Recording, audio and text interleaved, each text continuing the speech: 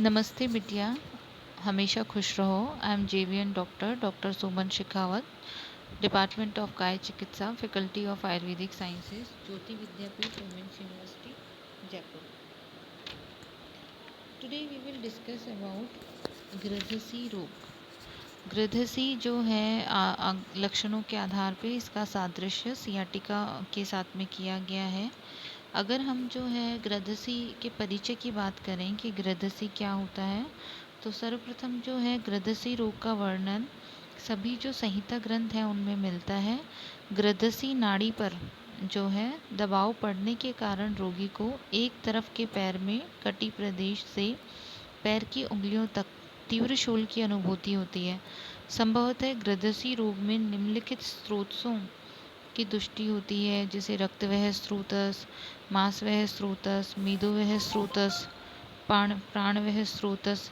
गृद्धसी रोग में स्फिक प्रदेश में वेदना प्रारंभ होकर के शक्ति से पृष्ठभाग से होते हुए क्रमशः पैर तक, इसमें तीव्र शूल तथा आक्रांत पैर का स्तंभ लक्षण मिलता है।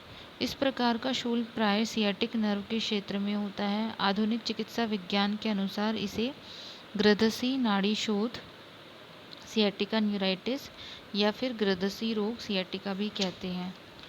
जो है अगर हम इसकी परिभाषा की बात करें तो एक विशिष्ट प्रकार की पीड़ा जो कि स्फिक प्रदेश से प्रारंभ होकर के कटी के पिछले भाग, उरु प्रदेश, जानु, संधि, पिंडली तथा पैर तक जाती है, इसे गृद्धसी कहते हैं। एक स्फिक पूर्व्या, कटी पृष्ठ, जंघा,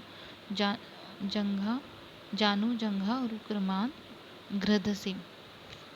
इसी प्रकार अगर हम गृद्धसी के निदानों की बात करें तो वात प्रकोपक निदान जो है गृद्धसी रोग के, जो वात के जो सभी निदान हैं ये गृद्धसी रोग के निदान बताए गए हैं। इसी प्रकार जैसे वात वर्धक जो है निदान, जैसे कि रुक्ष आहार का सेवन, सात्म्य आहार का सेवन, क्रमित आहार का सेवन, अल्प मात्रा में आहार जो है इसका सेवन करना, या फिर जो है जैसे विषम आहार का सेवन, दारुण आहार का सेवन, रुक्ष आहार का सेवन, कटु तिक्त कषाय आहार का अधिक सेवन, नियम विरुद्ध आहार का सेवन या अध्यसन करना, विषमाशन करना।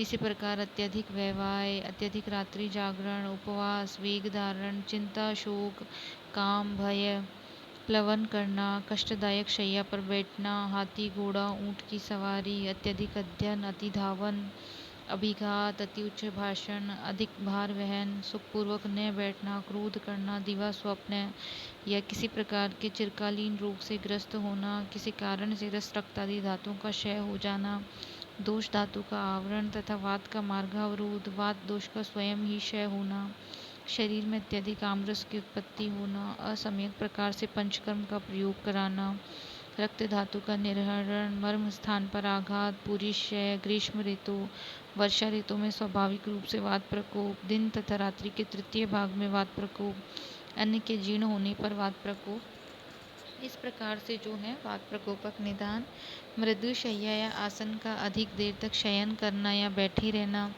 अधिक पैदल चलना, आघात लगना, ये सभी जो है गृद्धसी रोग के कारण है।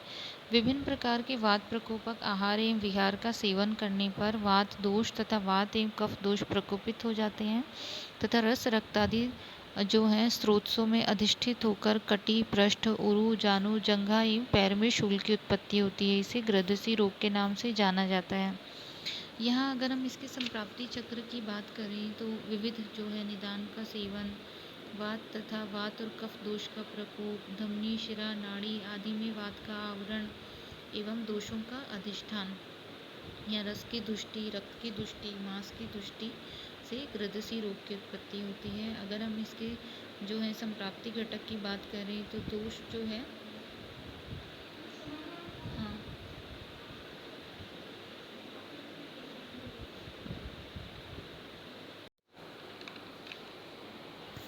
दोष जो है वात कफ प्रधान त्रिदोष, रस रक्तादि, मांस मेद नाड़ी संस्थान, कटी, उरु, जानु, जंघा, पैर, रक्तवह, मांसवह, मेदवह, अस्थिवह, संग, शिरा ग्रंथि, विषमाग्नि, मंदाग्नि, आशुकारी, चिरकारी, कृच्छ साध्य जो है ये इसके संप्राप्ति घटक हैं। अगर हम इसके सामान्य लक्षणों की बात करें तो जैसे स्फिक प्रदेश में वेदना का प्रारंभ होना, origin of pain from hip region. वेदना क्रमशः कटी, पृष्ठ, उरु, जानु, जंघा और पैर की ओर जाती है। Pain radiate from hip to thigh, knee, leg and foot posteriorly. पैर में स्टिफनेस इन लेग, सभी प्रभावित भाग में सुई चुभने के समान वेदना तथा स्पंदन होता है। Needling, pain in the affected part and pulsation. वात कफज ग्रदसी में इन लक्षणों के अतिरिक्त ड्राउसीनेस, शरीर में भारीपन, अरोचक के लक्षण भी रहते हैं। ग्रदसी सामान्यतः दो प्रकार की होती है, वातज एवं वात कफज ग्रदसी।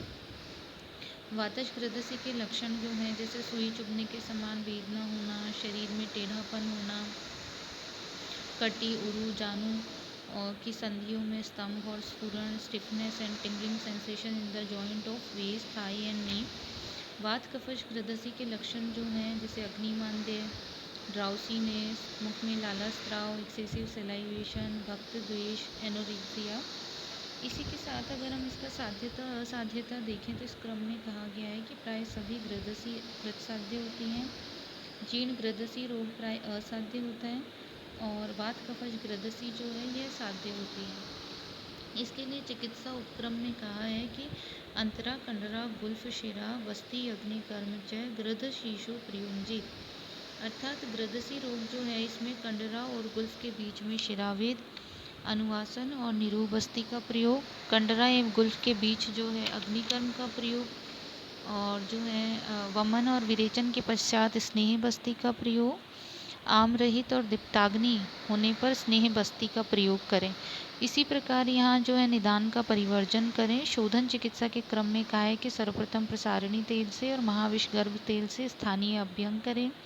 वात द्रव्यों से स्वेदन कराएं। वात कफज ग्रदसी में विशेषकर रुक्ष स्वेदन जैसे बालुका श्वेद या सैंधव लवण की पोटली बनाकर स्वेदन करें। सैंधवादी तेल की अनुवासन बस्ती या एरन मूलाधिक वात की निरूह बस्ती का जो है लाभदायक है। विबंध की स्थिति में विरेचन योगों का प्रयोग करने के लिए कहा गया है।